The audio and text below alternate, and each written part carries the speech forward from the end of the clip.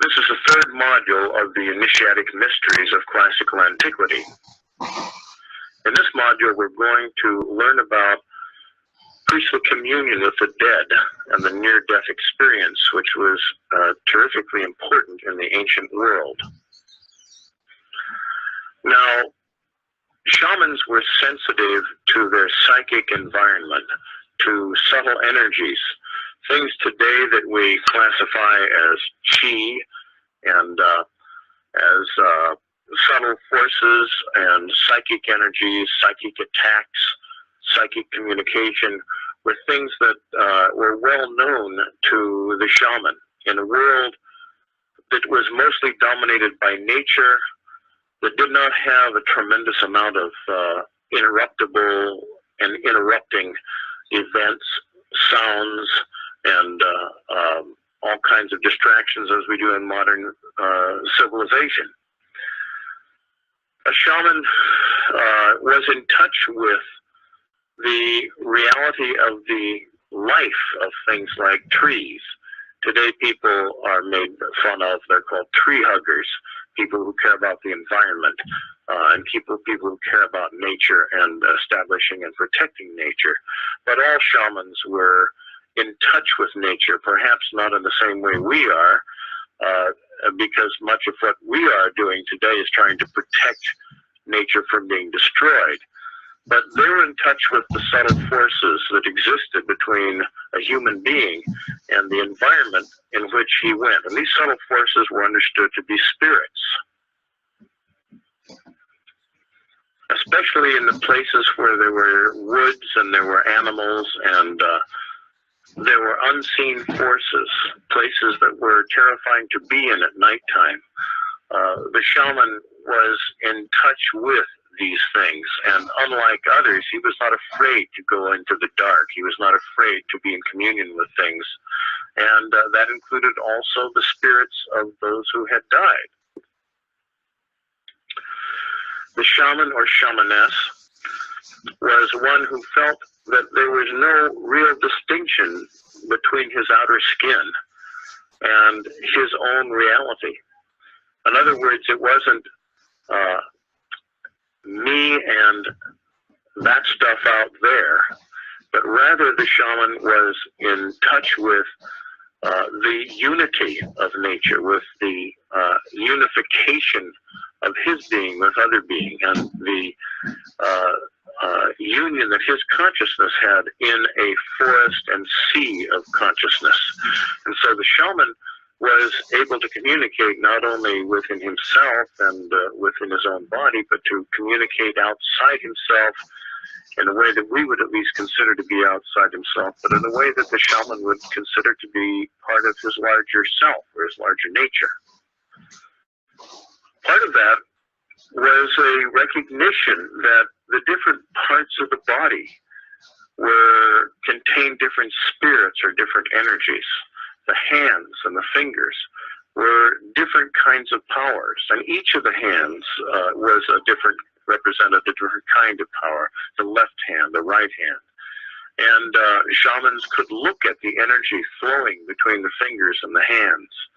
And each of the fingers themselves represented different forces and spirits. And as the shaman contemplated his hands and his fingers, he related them to other powers that existed. Later on, it would be to planetary influences. But we find, for example, this very interesting bronze figure from ancient Greece. We notice that we have a pine cone on the thumb. We have a serpent coming up on the finger next to the little finger. On the palm, we have something else. This is a representation of the fact that the human being is a microcosm of the great macrocosm. The human being is related holistically to the entire universe and to all the elements of the universe and the elemental forces. This concept was continued all the way through the medieval period in the Hermetic drawings and emblems that were made. We see here a picture of a human hand represented astrologically. We live, move, grow, and evolve and transform in a world that is like an ocean of psychic life. It's an ocean of subtle forces and subtle worlds that are perceived and understood intuitively and through various forms of perception by the shaman. Then what happens after death? When the soul is no longer able to return to the body and the body decays, where does the soul go? This was a very basic issue in the ancient world, in the shamanic world. Shamans came to understand the human body as a kind of temple, as a sacred place, as a place of many powers, and located in the body different parts that were important for different kinds of magical operations. Eventually, if you read a book, for example, Eliade's book that tells about the evolution from shamanism to yoga, that you will see that the development of our understanding of subtle bodies, auras, chakras, and so on, is an outgrowth and development of the shamanic consciousness about the magical parts of the body and the spirit parts of the body. There are many different kinds of schemes, and there are many modern schools that teach different things about the so-called chakras or wheels. We can study them and learn about them and different people's theories about them. Some people have built machines that detect meridians and detect the acupuncture meridians, etc. And we seem to have a sort of a coarse set of subtle energies that we can relate to the acupuncture meridians. And then we have much more subtle kinds of parts of the body that are associated with the spine itself that eventually are understood as Ida and Pingala and Shushumna and all the esoteric things that are used in the high tantra and meditation. And there has been an association made, correctly I believe, between acupuncture points and subtle bodies and electrical fields in the body and the glands of the body, the pituitary and the thymus and the throat and so on. And so we find that as we move into the 21st century that more and more science is focusing on the subtle bodies of the human anatomy. Not only that, but brain science has evolved so that we understand ourselves as living in an ever-evolving kind of multi-level brain. We have the most ancient form of brain, the reptilian form, that is known as the primitive brain, and the archipallium, which basically keeps us breathing and our heart beating and preserves ourselves. When a person has had the other parts of his brains destroyed by bullets, for example, in the military or something like that, he's no longer is able to feel or experience human love or to think. He may just be what people call a vegetable. He's actually a reptile. He's operating on this reptilian brain, which is the sort of red core that we look at the center of the brain. The little yellow part on the next part is what we call the mammalian brain, or the intermediate brain, the limbic system of emotions.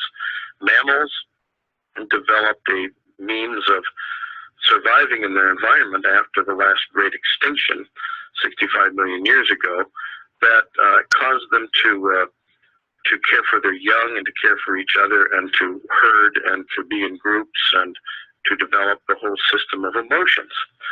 And human beings, especially Homo sapiens, but all hominids and human beings from 6 million years ago to the present, have developed an even greater portion of the brain. We call it the neocortex, the neopallium, the rational brain, that has allowed us to develop rational thinking and language and all the other things that are associated. Apparently, one of the intellectual tasks is not correct spelling, as you might notice as you take a look at the word intellectual here on this chart that I snitched from the internet. But we have understood a great deal about how the brain works chemically and how it works in terms of its emotions and in terms of the kinds of tasks, intellectual tasks that it can do. We understand about the right mode thinking of the brain, which is holistic and integrative and synthesizing and interpersonal. That's the form of the brain that if the left side of the brain has been shot out with a bullet, a person will not be able to remember specifics of people's names or simple mathematics and so on, but it's yet using this side of the brain that you may have a mathematical genius who can almost instantly add or multiply 6-digit numbers. And that's one of the interesting kinds of things that happens from this side of the brain. On the left mode, the left thinking process, we have what we think of as logical, analytical, and fact-based things, detailed planning and sequential things. We have, again, on this chart, we show the cerebral mode of the thinking process up at the top as opposed to the limbic mode or the emotional mode of thinking at the bottom. All that goes into a whole brain model. And all these things go into the formation of not just factual things that can be seen or proved or understood with the eyes and heard with the ears, etc., but the intuitive processes, the psychic processes, and the processes that are used in shamanism and that are used in art and music and so on. So we've done a lot of work to try to create a science of these things, and this science is more and more having to take into consideration these psychic things and the whole business of remote viewing and things like this. But the most important thing from all this is to go back to the question of the ancient shaman, which is, where does the soul go when it no longer has that connection, that silver cord, to bring it back into the body after our rhythmic, natural sleep each night, and so on? What happens after death? Well, we haven't been able to answer that question scientifically because there's no way to talk to the dead scientifically, at least no way that can be accepted as scientific. But the ancient shamans did so themselves. They did so often. They spoke with the dead, and they spoke with the spirits of the trees, etc., etc. They received communications. And in this modern world of modern science, where people have actually died, where not only their hearts have stopped beating for a long period of time, but there are no brain waves at all in the brain. They are physically dead. They would be pronounced dead by a medical doctor. And then they've returned. They've revivified. And they've had experiences under those conditions. I'm going to read you one experience of just one person. You can find in the printable materials for this module, you can find references to websites, but you can just look under near-death experience, NDE, and things like this to find voluminous cases that have been described of people who have died clinically and then returned, and the experiences they bring back with them. Now, many people don't take these very seriously because they say, well, it's simply the brain being activated through the same kinds of chemical means and physical means, and so it's not an actual experience after death. It's merely a consciousness that exists before death and then resumes after one is revivified from death, or people say, well, they're not really dead, they're clinically dead, but somehow they're not really dead, etc. But this is the basic experience upon which shamans understood what the world of death was like, because they had experiences through their own death and being revived back to life, and their own practices where they would actually imitate death and go into death. And these practices are still done in Tibetan Buddhism and the great tantras, where one practices one's death and puts one's body into the position of being dead, and brings all the red drops and the white drops into the heart and into the permanent atom, as it's called in theosophy, and goes into a death experience and yet returns from it and speaks of it. So this is what the mysteries and the mystery religions base their ideas about death and afterlife on, and this is what we do when we develop our science of thanatology and our science of priestly ministry to the dead. And this is what was done by the Egyptians and by the Greeks and many, many others, and it was based mainly on these experiences. I'm going to read you just one that I took from the internet. This is from someone.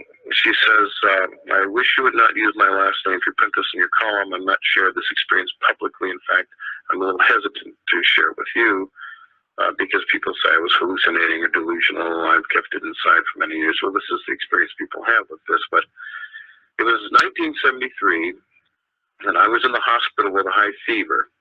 I had lost massive amounts of blood and had a miscarriage, and I remember being in the emergency room, and then they admitted me to a private room, and when I was there, the doctor was examining me, my heart stopped. My fever was off the thermometer, and he called in more doctors and nurses. Now, her heart stopped, she was in a coma, and she was becoming clinically dead. I distinctly remember starting to feel my body leaving my body and floating up to the top of the room as I looked down. And there I saw 5 doctors and 3 nurses, and IVs being put in both arms, and a heart machine trying to bring me back. I just looked down on them, and it felt so good to be up there that it was really quite beautiful. I really didn't care to go back. The next thing I recall was floating way up to a place in a bright, luminous light that I've never seen in this world, and words cannot describe the warmth and love and peaceful feeling that was in this light. I was 17 then, and I saw a huge sort of 3-dimensional screen come up bigger than any movie I'd ever seen in my life, and I stood there watching my whole entire life pass before my eyes on the screen, and everyone whom I had ever encountered in my 17 years was on the screen, and every emotion and feeling was played. It was very surreal. After that, I started floating toward a tunnel. It was very long, but the light on the other side was unbelievable. I was in so much bliss going towards the light. The feelings I had felt were so loving and peaceful, nothing like I had ever felt on earth. I really wanted to go and never come back here. It was pure joy and peace and bliss. But I was told I had to come back and that my purpose was not fulfilled here. I started floating back, and the next thing I remember, looking down at my body with all those doctors trying to bring me back and fighting for them not to. I could not move a muscle in my body, yet as my spirit body was moving back into my physical body, I kept saying, no, don't do this to me. Don't let me make me have to go back here. Don't save me. I was hoping they wouldn't bring me back. And she talked, and she was then revived. Well, this is a very common kind of what we call NED, near-death experience, or out-of-body experience at a time when one is clinically dead. Now, Dr. Raymond Moody did a great deal of research on the near-death experience and out-of-body experiences in the mid-20th century. And he started a movement that ended up with a tremendous amount of work being done to bring together what are accounts that people have not scientific measurements, but simply accounts that people have had who were pronounced clinically dead and then revived. Now, all of this is anecdotal evidence. That is, it's individual testimony by individual people that can't really be tested. It's totally subjective. But you'll find today, if you search the internet, huge numbers of different kinds of sites devoted to collecting this anecdotal information and to sharing it and developing theories about it. And many medical practitioners who are working with this kind of information and trying to understand it in different ways.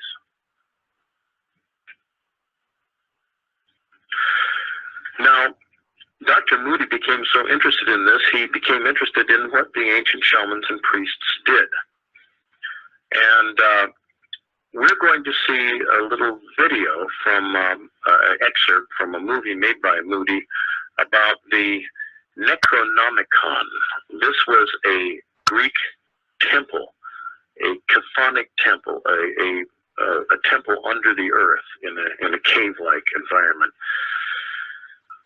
that was set up for people to make contact with the spirits of their dead parents or spouses or children using the principles, shamanistic principles that had been developed and used in priesthood for a long, long time. And using this and studying these principles, Dr. Moody developed a thing that he called the theater of the mind. He takes us on a journey to the Necronomicon, tries to understand the principles that cause it to operate so people can see and hold conversations with and resolve issues with their ancestors and or their spouses.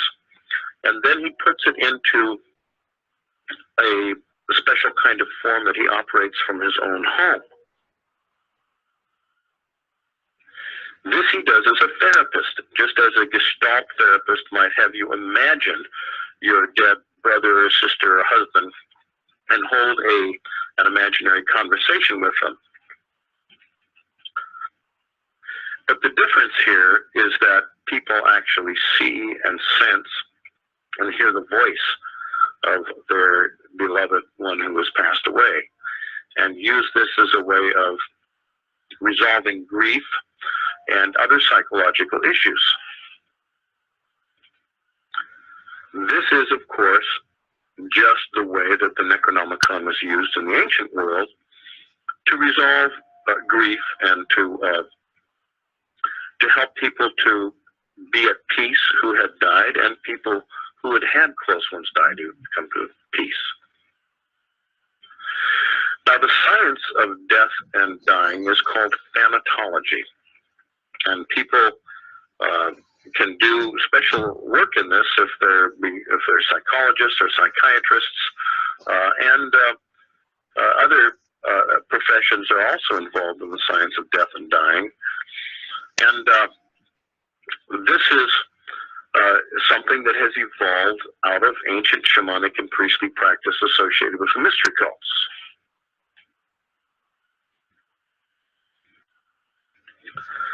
Everyone that I have talked to who works with dying people, death and dying people, people in the ministry, people in medicine, people who are psychologists, just about everyone I talk to has a belief in after-death experience, that there is an afterlife and an experience that one has after death. In fact, that when the body dies, the soul or the person himself or herself is not dead, just that body is dead. And through studying the NED, or the near-death experience, we come to an understanding, we believe, of what the after-death experience is all about. Here are some other terms. An OBE or an OOBE is the out-of-body experience. This is related. Death is an extended out-of-body experience. Death is a permanently out of that particular physical body experience. But we have temporary out-of-body experiences that can be induced in people, Some people try to develop the ability to project themselves, and other people experience them spontaneously. So there is a great deal of anecdotal information that can be put together, and the thing that's so amazing about it is it's not cultural. It's not just bound to one culture. Oh, in this culture or at this time, people thought this about death, but in this other culture at this other time, it was very different. No. We find that the experiences are uniform, whether they're in the ancient world or the modern world, or whether they're in an Eastern culture or a Western culture. Basically, these experiences, out-of-body experiences, near-death experiences, and what are claimed to be after-death experiences are virtually follow the same forms and the same archetypal patterns. So the authoritative collections of priestly work with those who are dying and after they have died, and for the period of time after they have died, a period of some time after they have died, are the so-called Egyptian books of the dead and the Tibetan books of the dead. The Egyptian books of the dead are really called the books of coming forth by day. But they are collections of spells, chants, and hymns and songs that are sung and that are enchanted over the person who has died, over his body, just as the Tibetan books of the dead specify certain kinds of chants that are to be done, and then descriptions that are said to the person who is dead or dying.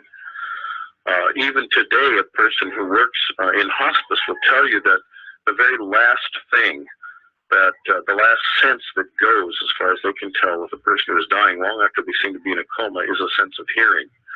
And you can be telling them things, singing to them, and they have no response at all, but they're hearing it and they're understanding it. And the Tibetan books of the dead, or Tibetan Book of the Dead, is a collection of ritualized discourses that are basically Buddhist discourses that are given to the person who is in the process of dying, and that process does not end when the heart stops and the breathing stops and the brainwaves stop.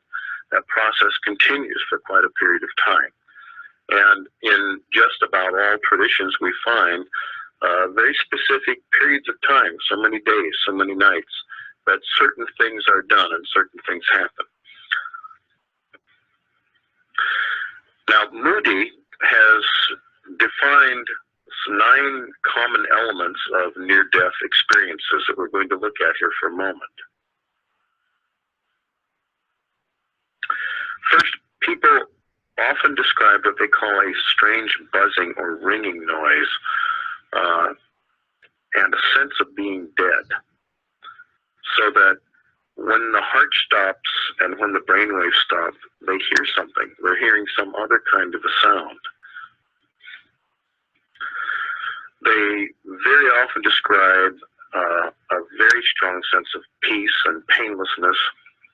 And if they've been in intense pain, as soon as they leave the body, so to speak, as soon as the consciousness is no longer connected with the body, the pain vanishes and they experience peace. Now, that is not to say that the soul is not connected with the body. As a matter of fact, in India, where people are cremated, the body is not cremated for until at least 72 hours have passed, because they say that the dead will experience intense pain if their body is burned in that period of time, that 3-day period of time. So the painlessness is an experience of being just as one falls asleep and one's in a lot of pain, one goes to sleep, one doesn't feel the pain. But if you were to start sawing off a leg, a person would feel it again.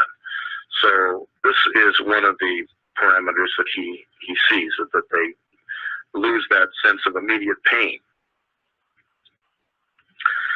they often have a sensation of floating above their own body, looking down in it, and very often surrounded by a medical team or watching it down below. Of course, it's usually when it is surrounded by a medical team that we're able to revivify or bring people back to life. So this is the kind of experience that's most often described. But they feel comfortable, and they have a sense of well-being and being in a different body that seems to be a sort of living energy field. The experience of the tunnel is terribly important. This is something that's described many, many times by people. The idea of being drawn into darkness through a tunnel, just like a womb, just like you are taken through a womb in a birth canal. And that is experienced very often at extremely high speed until they reach a light at the end of that tunnel, a realm of golden white light.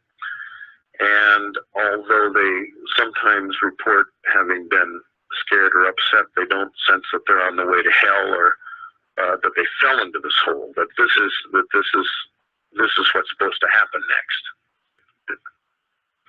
Sometimes instead of the tunnel, they report rising suddenly and ascending and seeing the Earth and the whole sphere as they would be seen by astronauts in space. But once on the other side of the tunnel or high up into the spatial areas in the heavens, the dying people meet people that they know they're their relatives and their beloved people who have passed into death already. And these people seem to glow with light inside of them. And they are greeted by those who have already passed before them. And after seeing these people, they often experience a powerful spiritual being.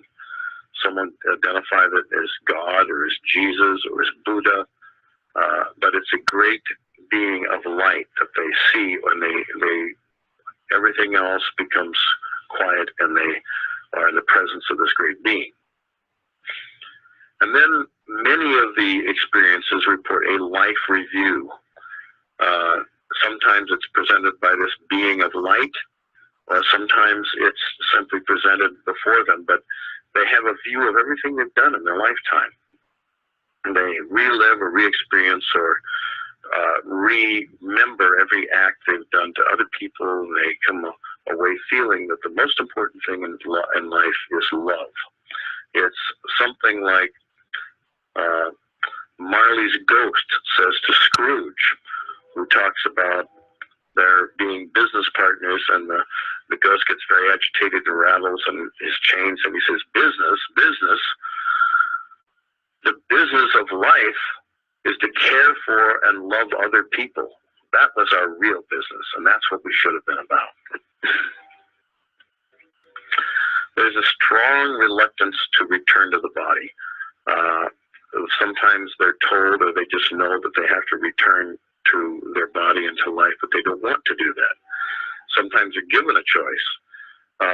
Anyway, they don't want to return. And very often their only reason for choosing to return is because of their loved ones that they have left behind. Now, the experience of the tunnel and the light is a very important thing. It's probably archetypal, and it gives us some clue about the ancient mysteries, both the Chthonic mysteries and the celestial mysteries. The experience of coming forth through a tunnel, like a birth canal, is like an experience of going into a cave, or a great cave, in which there is a great deal of light below. Many of the mysteries had labyrinths that led to a divine underworld, and that underworld, when they had made the long, tortuous experience, journey through the labyrinth and the cave, led them to a place of light and beauty, where there was choric dancing and where there were divine beings and so on. The first part of many of the mysteries was a fearful journey, where very often there were people dressed as goblin-like creatures that would jump out at people and so on. and then all of a sudden the initiate would come into a place of light and court dancing. Now, it is not just the tunnel that people experience. Sometimes they experience the ascent into the heavens. And you might notice that in the older mysteries, the place of death and the place of the divine world was under the earth and the divine underworld. We're going to be talking much more about that in later modules. But later on, the place of death and the place of the divine world was the overworld, the heavens, ascent into the heavens. And we would later have mystical experiences and practices based on ascent, like Merkaba mysticism. Now, Egyptologists have identified 9 different, what we might call, spiritual principles associated with the Egyptian concept of souls and bodies and spirit and higher nature and so on. The first and most basic is the Khat, which is sometimes spelled K-H-A, Ka, not to be confused with the K-A, Ka. The Khat is the physical body. It's represented by the glyph of a fish. The Sahu is a seal of the highest nature, the most advanced and achieved nature of a person as represented by the mummy and all that is sealed into the mummy. So the Sahu really would be at the end of this list, but we put it here because in the Egyptian practice, very often the mummy itself is called a Sahu by reference to that higher nature. So it's a body which has obtained its seat among the gods. Now, the second thing about the body that's very important is the heart, the Ab. The heart is always left in the body. It's considered to have a pyramidal shape. It's represented by a glyph that shows a vessel with ears as handles. It's a source of good and bad thoughts and moral awareness of right and wrong. In Jewish mysticism, the heart was the center of the 2 Yetzerim, the good and the evil Yetzers, the good and evil impulses, like Plato's motion to the left and motion to the right, which are the way of the philosopher and the way of incarnation and failure, moral failure. And so the heart is a very important thing. Today we think of ourselves as centered in our brains and in our heads and in our minds, but in fact, in the spiritual and shamanic ancient traditions, the center of being is in the heart, and that's the center of intuitive knowledge and the center and the connection with the higher worlds. Now the Ka, K-A, which has as a glyph a pair of upraised arms, is called many things: the double, the image, the character, the disposition, etc. It's called the double because it's something like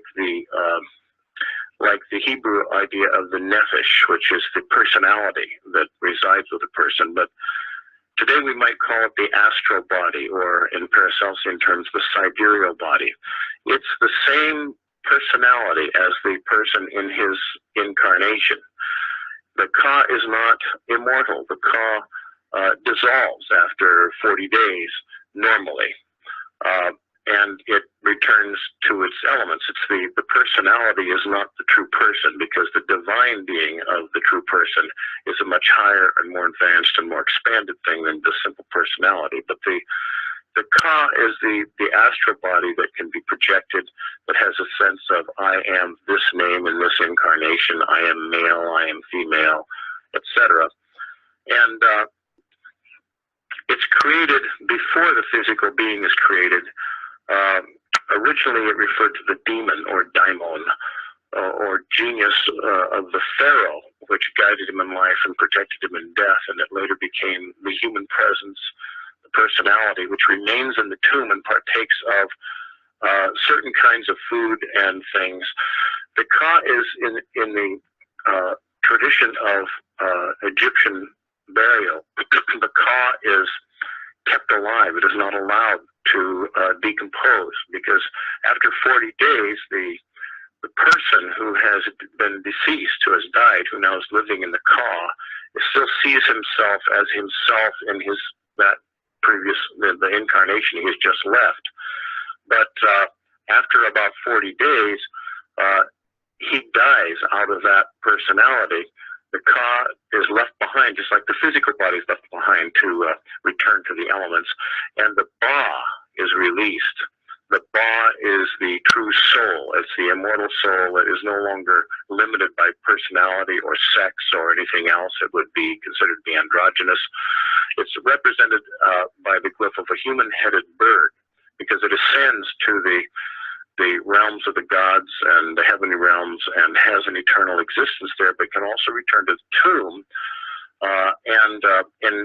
in union with the Ka, which has been kept alive by being revitalized. The Ba will also partake of the spiritual or astral food, and that the Ka is given to keep it alive. Why do we want to keep the Ka alive? Because the priests, in their very developed concepts of mortuary science and ancestor worship, want to have psychic contact with the great ancestor who is passed over. It might be the pharaoh, it might be a great priest or a great architect or something like that. And that is why the Ka is kept alive. And this is one of the points of mummification, is so that the actual personality, with all of its knowledge about worldly things or about architecture or about astronomy or whatever it might be, can be contacted, and that the Ba then runs heavenward to the highest nature, and is able to bring back guidance, like as it would be from an ascended master. Now the Kaibet, represented by a fan, it's a shadow.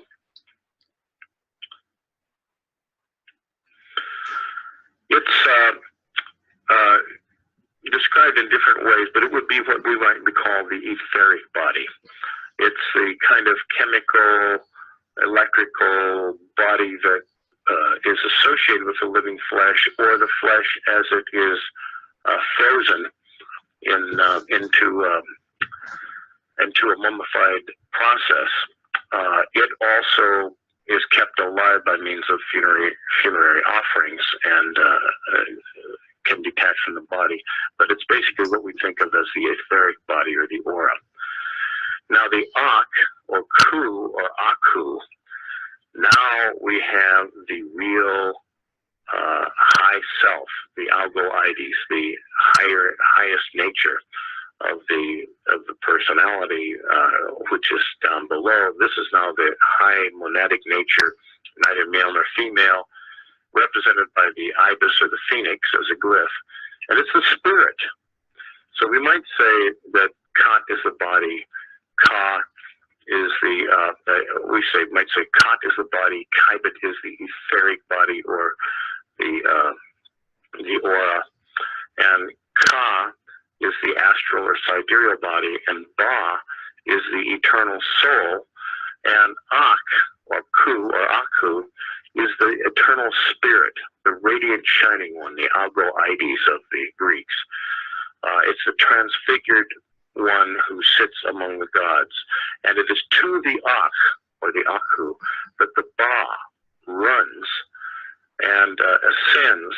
And from the Aku, that the great advice and the guidance is delivered as the Ba returns to the Ka, and it's through the Ka that the priests are able to make psychic contact for this valuable information. Now, the term Sechem refers really to the power of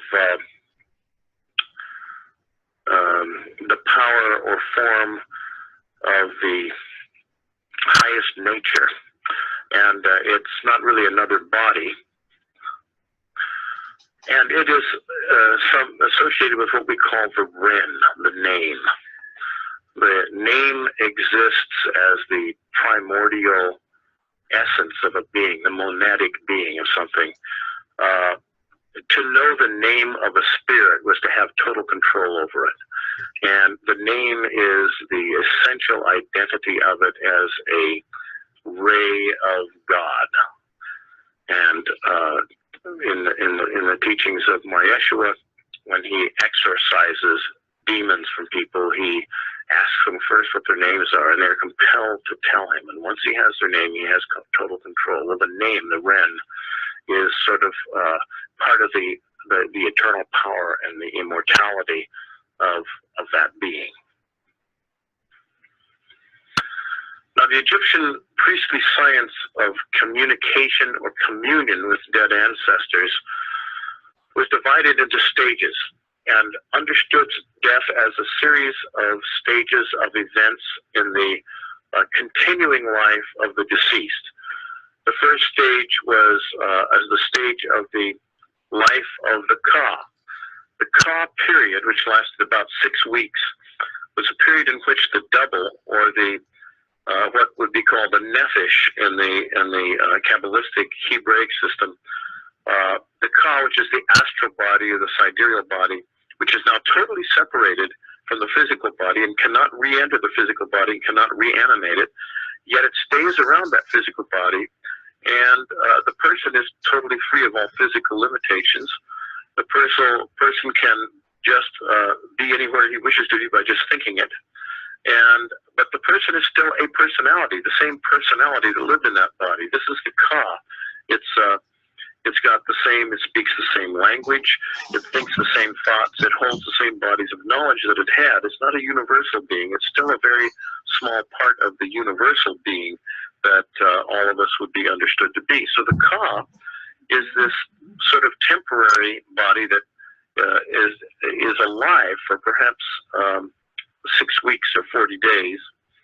And the Ka period is the period of time during which the desiccation of the body is accomplished.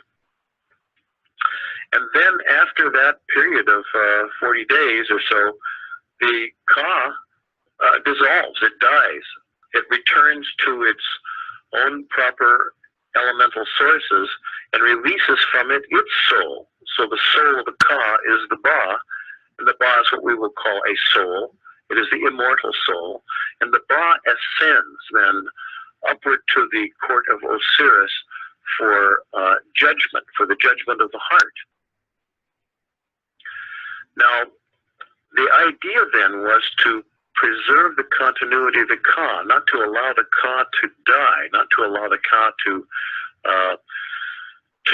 simply dissolve back into its own elements, because the Ka was the thing that connected the physical world and the shaman himself to the soul of the great ancestor. So they wanted to establish continuity of the Ka through preservation of the Ka or Ka body.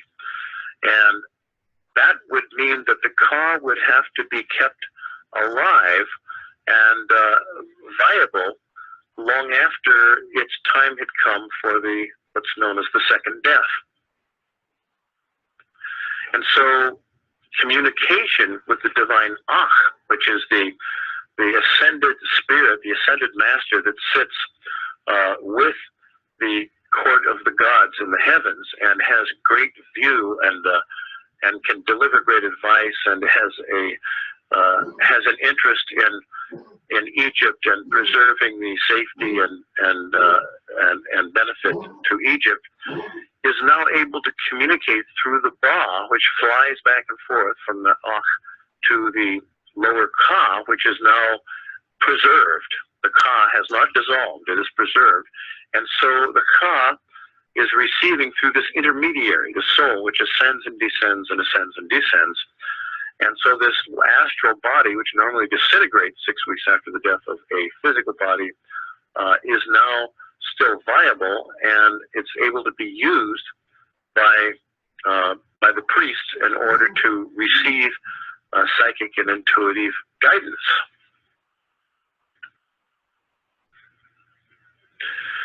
So a science developed to open channels of communication with the dead through psychic links to the Ka. Here is a representation of the Ka, or Khat, the physical body. Notice that it's the emblems of it are both the fish and the heart. The jug or container with 2 ears, because in the physical body, the heart is really the thing that connects the lower body to the higher principles. Then we have the Ka, represented by the upraised arms, and then an arrow going back and forth along the hypotenuse of this Pythagorean 90-degree triangle. And the Ba, represented as not a human-headed bird, but as a bird-headed bird, actually almost like a stork.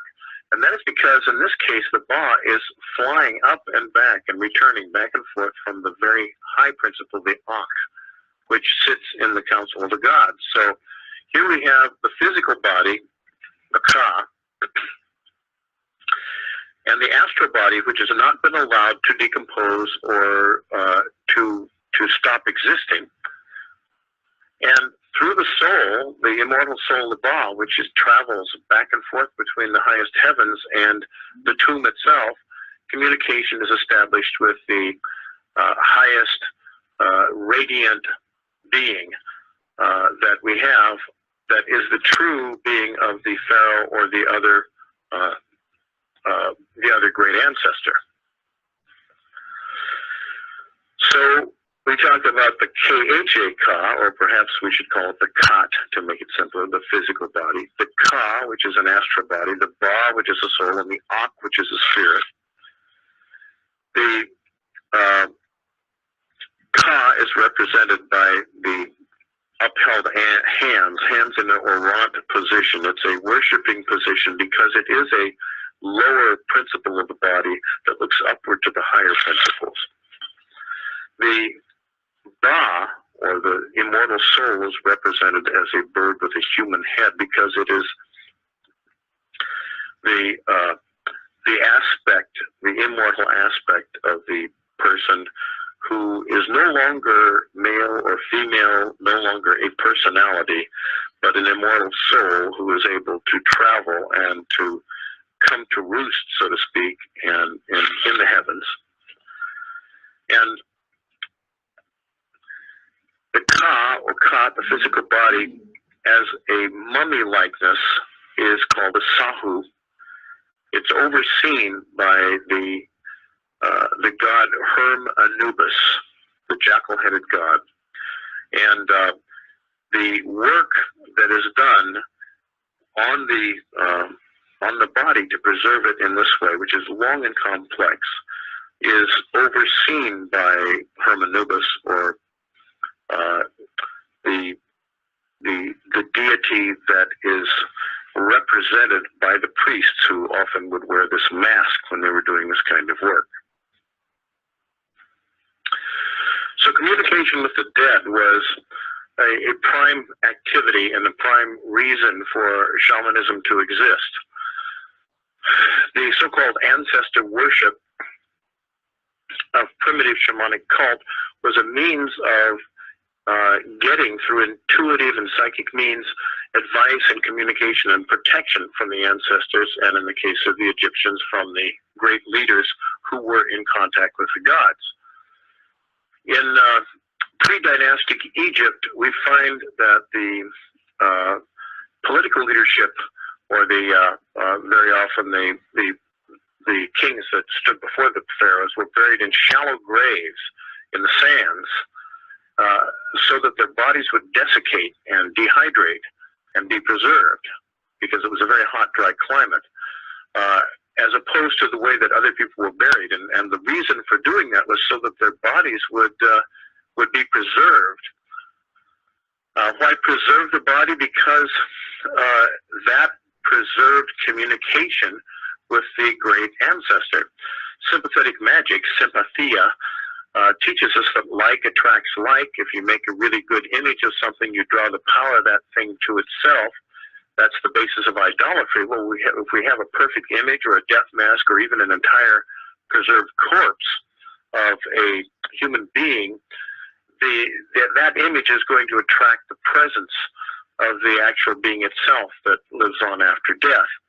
And this is an aspect also of what we call soul retrieval, which we'll look at in just a second, a form of shamanic healing in which the shaman goes to provide healing for a person who has a lost soul. His soul is not connected fully with his body. It's being held captive by negative forces, or it's lost its connection with the body, and the shaman goes in search of the soul.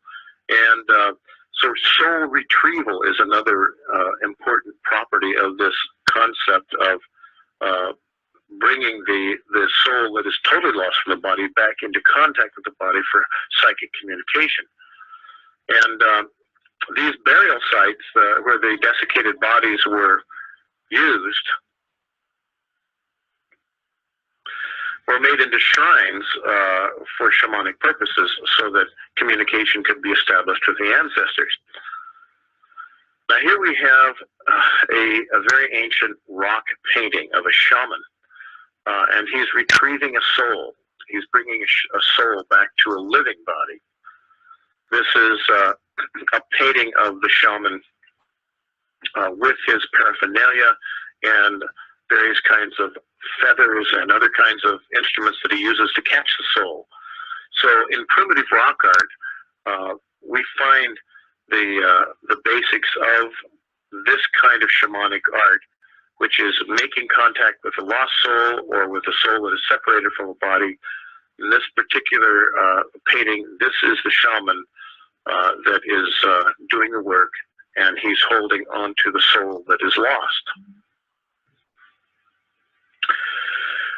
Now, Egyptian mortuary science was presided over by Anubis, or Herm Anubis, who is the psychopomp, also the guide of souls after death.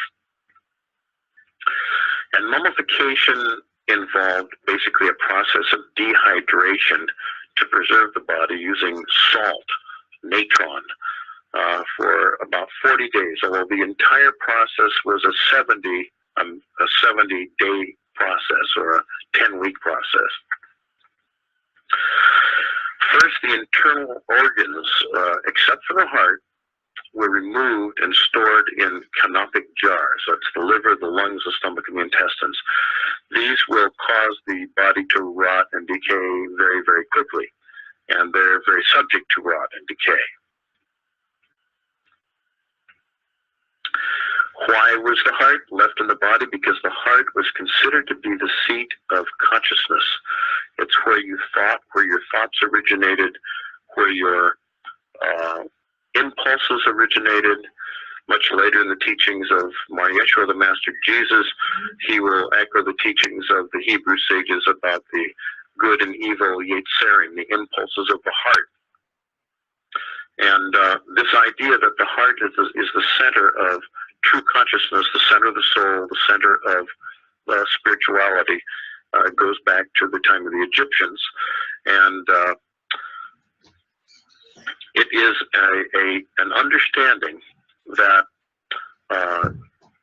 the mind, that we think of today as the mind, is sort of the top of the head, and we think of the brain, and we think of our thoughts, and we think of ourselves as located primarily in our heads.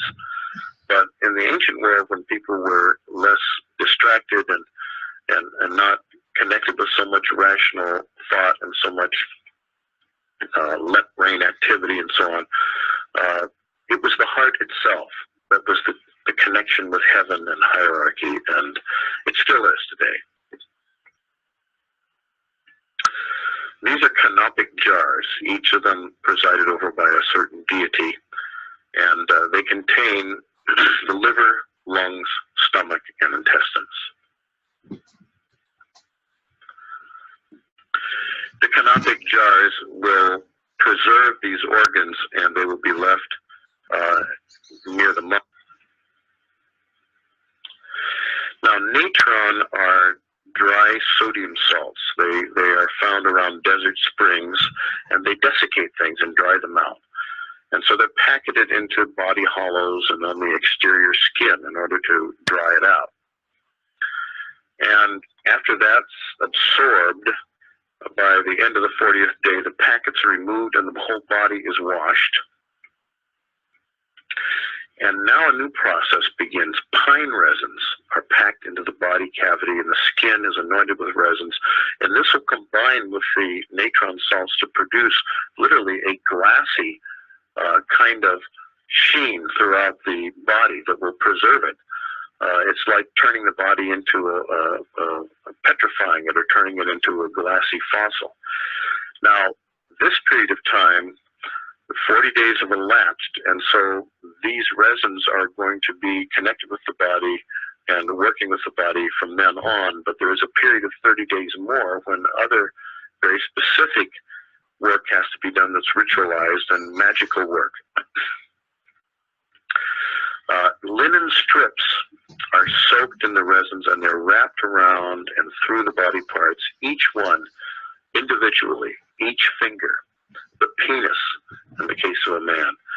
Everything is wrapped, and this is a process of about 15 days, and with each part of the body that's wrapped, special incantations and special magical formulas are used, because each part of the body is part of the macrocosm-microcosm relationship. And so this is a magical process that is done in which the priests undoubtedly wore the mask of Hermanubis and carried out special process on each of the days for this. Now, there were tomb furnishings and paintings and scrolls and figurines of servants that would be considered to be the servants of the Ka and the Ba in the afterlife, that were created and consecrated over this whole 70-day period. They were created by artisans and other people. Now, we know that in Asia, and among some of the people, like Genghis Khan or in other kinds of cultures, when the king died, he had a multitude of wives and servants all killed and buried with him so they could serve him in the afterlife. The Egyptians, very fortunately, were very humane. They didn't kill real people and put them and bury them in order to serve these people. They instead created figurines of servants and of other things. And these things would provide in the, so to speak, in the astral world, they would provide the actual serving and taking care of the deceased pharaoh in his Ka and in his Ba. And so therefore, in order to feed a Ka, since the Ka was not like a three-dimensional physical body, the Ka was like a spirit, therefore paintings of food and tables and servants and things would also serve, as well as little statues and models. However, there would be actual food and vital force material brought near to the tomb and in the presence of the tomb to continue the vital force of the Ka. And then there was a final ceremony at the end of the 70 days called the opening of the mouth. And it was the ceremony which restored the final unity to the Kat, or Ka, the physical body, the Ka and the Ba. And that meant that the body was ready to be ceremonially and put into the tomb and sealed so that priests could communicate with the body. It was set up magically in such a way that it was now going to provide communion and communication with the deceased ancestor.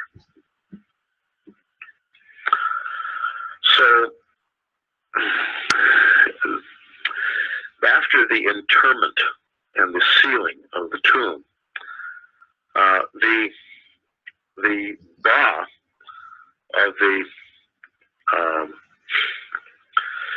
the deceased pharaoh or other person would be led, and this would be an ascent, by Anubis to the court of Osiris.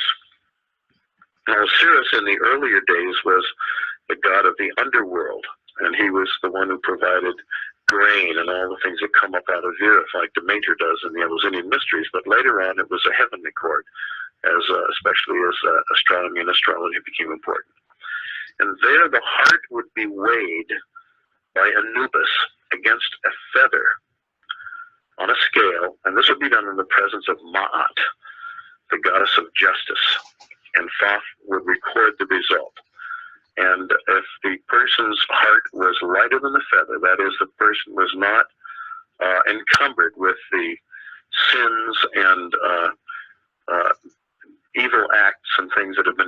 eternal life, then he would be allowed to ascend into the court of the gods.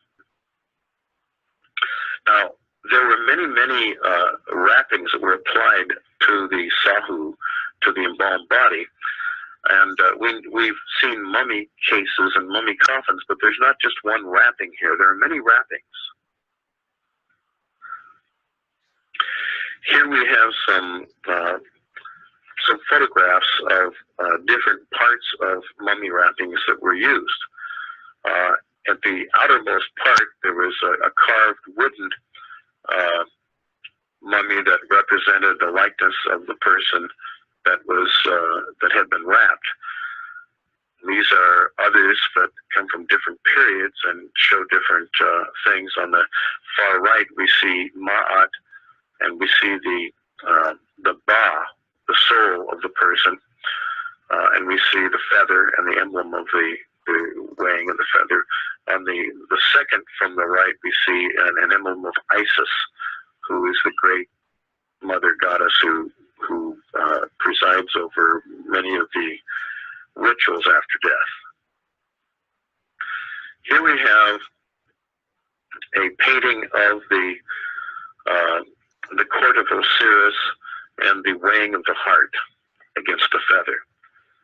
Here's Anubis, who does the actual weighing on these scales. Here's Thoth, who records the results. Here's the heart itself being weighed on the scale. The heart is the essence, or the primordial reality of the being of this person that has been created in this incarnation. And here's the feather against which it's being weighed. And here we have priestesses holding the Ankh, the representation of the key of life, and the was wand, and many other representations here.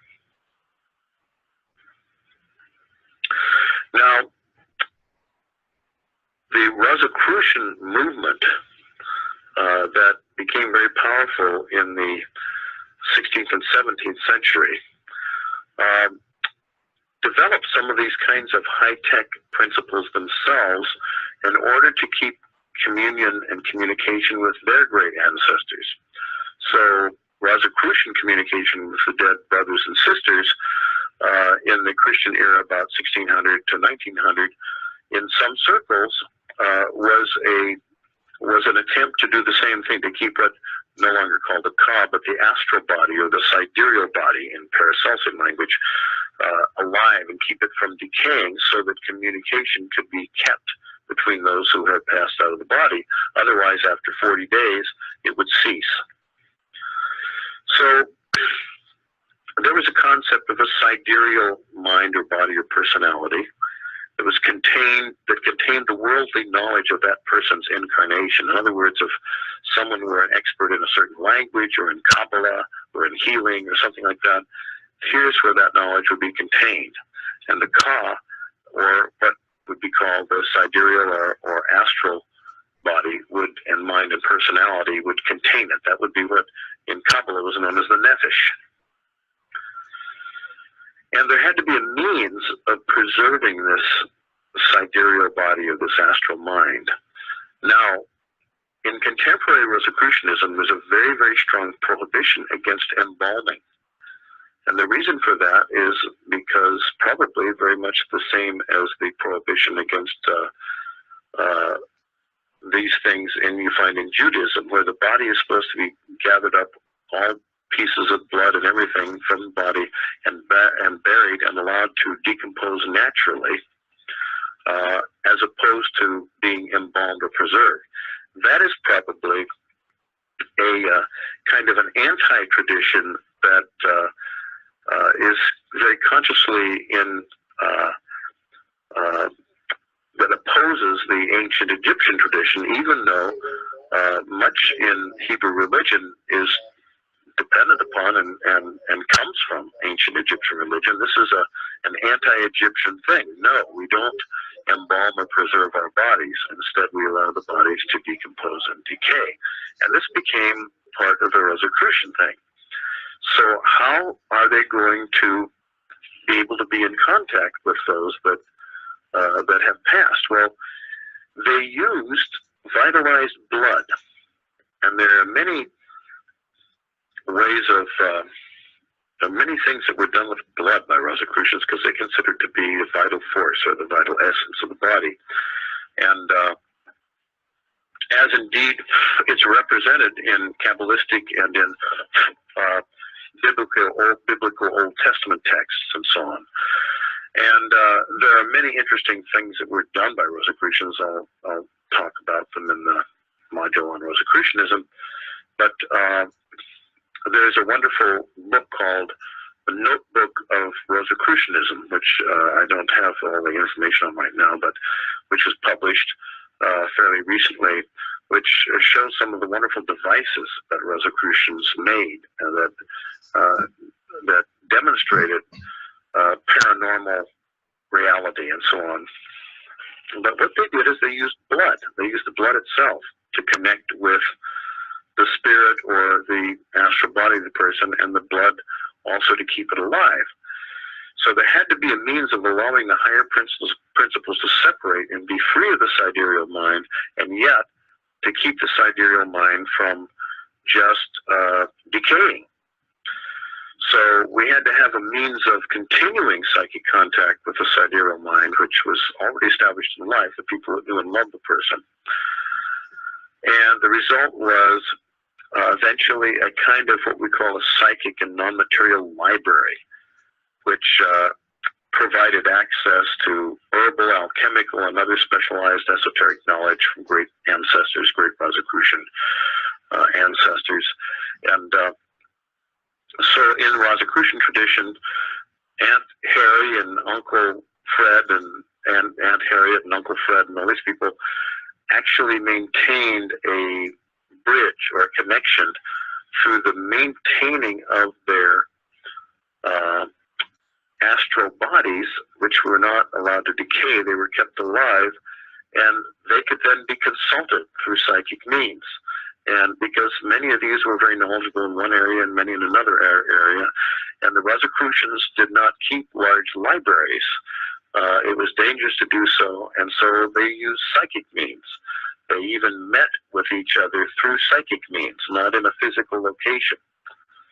So the same techniques that were used, except their other techniques were developed to do the same things, were kept operational 2,000, 2,500, 3,000 years after the time of the ancient Egyptians, using the same kind of principles, but without having to mummify or preserve the bodies. The priesthood of many different groups and organizations, tribes, city-states, developed as part of their sacred sciences the science of communication with the dead. And we're going to take a look at one of these temples, one of these sanctuaries that was in northeastern Greece, recently excavated. It's known as the Necronomicon, which was explored by Dr. Raymond Moody recently and videotaped.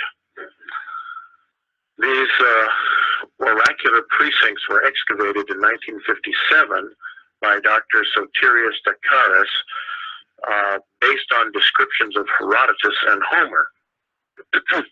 It's a subterranean complex that's built mostly under the ground on a mountaintop in northeast Greece.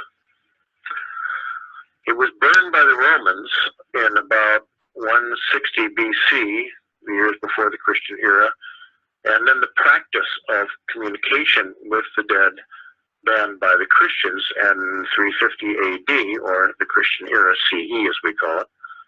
And a Byzantine church was built over the sacred location. That was a very common practice as the so-called pagan religions were conquered. Their temples were demolished, and on the same grounds were built the Christian churches, even over here in the United States, here in California, in Santa Cruz. The Holy Cross Church was built by the Spanish missionaries over the site of the holiest site of Indian ground, so that their temple would receive the respect of the local people, and so it would also have some of the power associated with that location. Now, there's a courtyard that imitates the opening of a cave, and it leads by many steps down into what is considered to be an emblem or representation of the divine underworld. And people who come to the shrine for this experience are led into the divine underworld by a psychopomp, just as people after death are led by Hermes or the other psychopomps of death. The pilgrim would come first and rest, and he would bathe and cleanse his body before he undertook the pilgrimage to the divine underworld. He would throw a rock over his left shoulder before the descent, which symbolized leaving his old life behind, because just the experience of communicating with the dead was in itself initiatic. It was an introduction to completely different dimensions that were not available in normal life.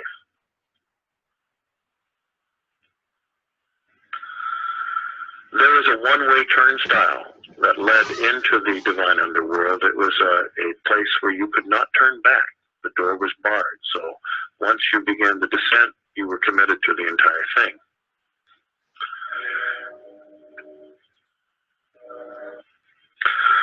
The sacred descent into the afterlife, so to speak, began with an underground maze, like a tunnel, in total darkness. And the pilgrims had to proceed without knowing where they were going exactly, on their hands and their knees. There were many false cul-de-sacs they had to turn around and find their way through. And finally, the maze led to a heavy door of what we would call the apparition chamber, the place where they were going to see their visions and speak to the dead. There, in that chamber, there was very, very dim light, and a bronze cauldron was filled with water that was very still and reflective and very mirror-like. They evoked the dead by their names, by the names that were known to them of the dead. And after the evocations, after the experience of seeing, talking, even feeling the dead, they were led out of the cave by a psychagogue to a water bath that was with a very high sulfur content, because sulfur was considered to purify after contact with the dead. And finally, they took a ritual bath in the river Acheron, which flowed down in the valley below, so that they could return to their earthly life, having been deeply transformed by the experience. We're going to watch some video clips from the video that was made by Dr. Raymond Moody, and which was called Into the Tunnel and Beyond.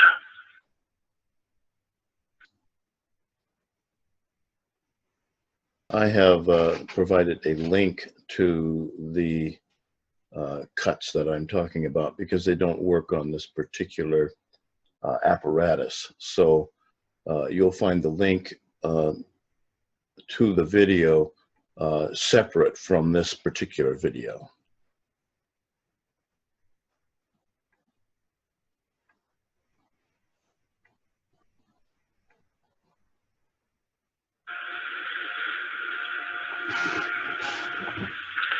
So just as the initiatic mysteries in their first grade initiations ended with a revelation or a vision, which we call divine hypoptia, so it is also true that visions of the dead and visions of the divine underworld were integrated into other kinds of initiatic experience.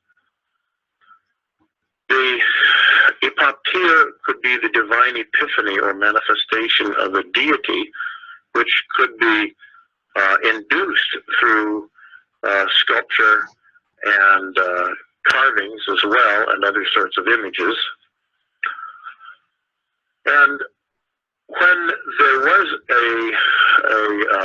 vision of a deity or a manifestation or an appearance of a deity at some place, very often that would lead to the establishment of a cult that was located at that epiphany. That indeed was the beginning of the Eleusinian mysteries, because the Eumolpidite family were visited by Demeter, who posed as a wet nurse and then revealed herself later on. And that place became sacred ground upon which this occurred, and became the location for what became the institution of the Eleusinian mysteries and all of its sacred precincts. It's the same in the Old Testament when Jacob has a sacred dream, Jacob's ladder of angels ascending and descending from heaven. That becomes a sacred spot, a sacred shrine to which people would make pilgrimage. The mysteries always included what was called a blessed vision, the Visio Beatifica, and that was experienced at the end of initiation. It was also a part of the experience of the near-death experience or the after-death experience, because when one goes through the tunnel and the beyond, one sees the beautiful and divine vision of the gods and those who have ascended into the afterlife. And there was a transforming power of this kind of vision, the vision that there was justice, there was truth, there was beauty, there was reward for virtue in the universe, that the universe indeed took care of its children. And that gave a power of morality and ethics to the mystery cults and the mystery religions. So a moral, ethical background was created that way. And it's very much the same with people who have a near-death experience. After they've had the experience and they've seen the things they've seen, they are transformed. They're no longer afraid of death. They have a much different view of life, about what's important and what's not important. And the important things are the love and nurture of other human beings. And so there is a powerful religious and spiritual transforming effect from this kind of experience, and it is symbolized in the rituals of initiation. And the release from the fear of death and looking forward to eventual immortality, all these are part of this, that which is brought forth, and all related to the sacred priestly mortuary sciences and the understanding of death and the stages of.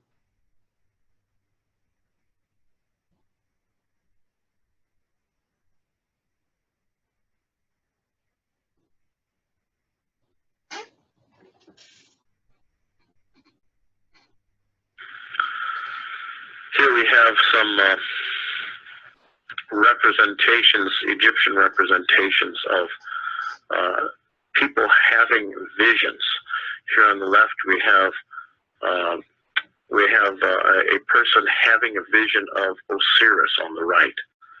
And as we study the Osirian mysteries, we will see that the vision, in fact, it was an automated vision of Osiris becoming young again, and all of his torn and slaughtered parts being reassembled, and with the renewal of life and rejuvenation of life became a highly emotional, charged, and great blessed vision for those who were entering into priesthood. This is the end of the third module.